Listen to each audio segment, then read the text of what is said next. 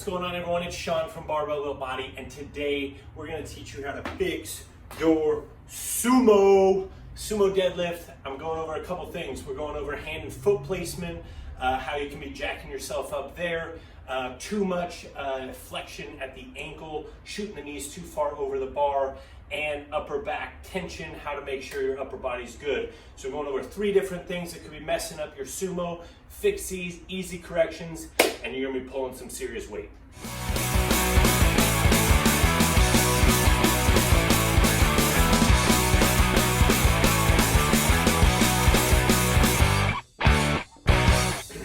All right, so one of the first things to note is basically hand and foot position, so you're not binding yourself up.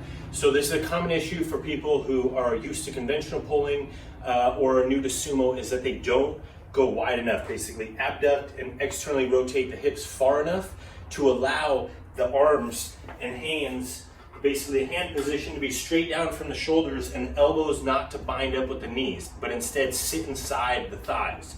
So that way you're able to get upper back tension, which we'll come back to that.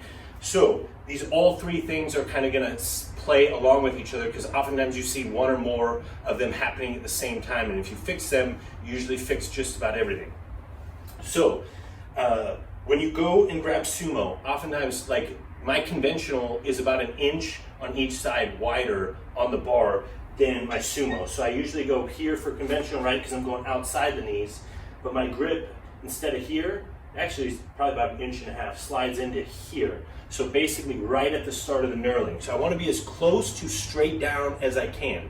Now, second, if somebody's a conventional puller and they normally pull here and then they just go here, but now my grip is here. So see how the elbows are in front of the knees? You'll see people either with elbows right in front of the knees or just inside. You don't want to be just inside. You want to have some space. You want to allow those hips to open up, allow the hip to abduct, externally rotate, and be able to get in there comfortably and have the elbow sitting on the inside of the thighs. So when you go down, I got tons of space, right? I have plenty of room here. Plenty of room to work with. Now if I'm here, or my grip goes wider, now I've got a little conflict of interest there, right? Because I can't, I'm bound up. So I either can't get enough tension in my back, driving that back, or I'm putting my knees in a weird position. So either of those things, not good, don't want those. So make sure to either have the hands close enough, almost straight down from the shoulders if you can, and or be widening that stance up enough.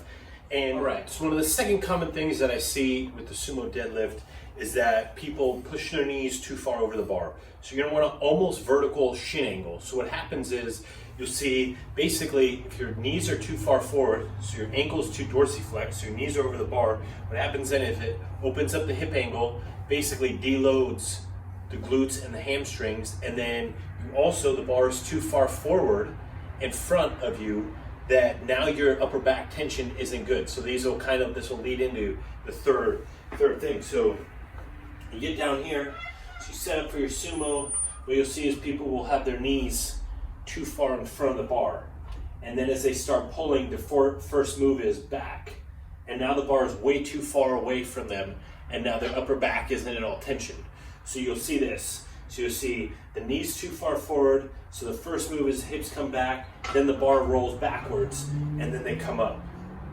So you don't want that. So make sure, one of the big things is if somebody is leaning too far forward, just literally have them push their knees back, their hips come up.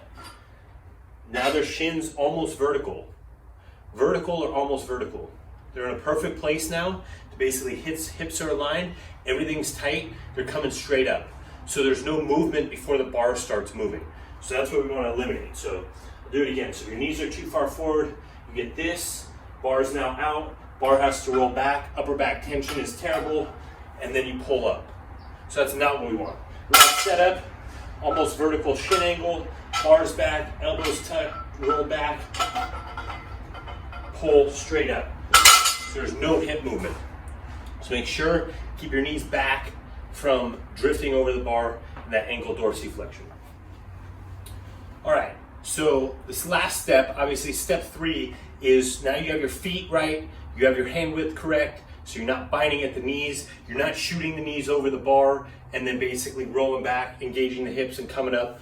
And the last thing is, okay, now I need to make sure my upper back's tight.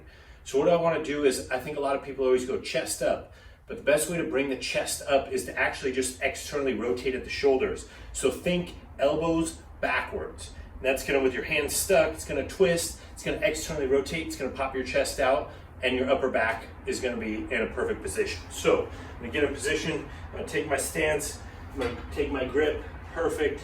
I'm in a wide enough spot, obviously I'm not gonna get bound up, I'm not shooting my knees forward, almost vertical shin angle, and I'm gonna roll the bar back to me, and I'm gonna twist, basically twist or externally rotate the shoulder, elbows backwards, and come straight up. And that base, like I said, that drives the chest like that. So that's what you're doing when you twist back.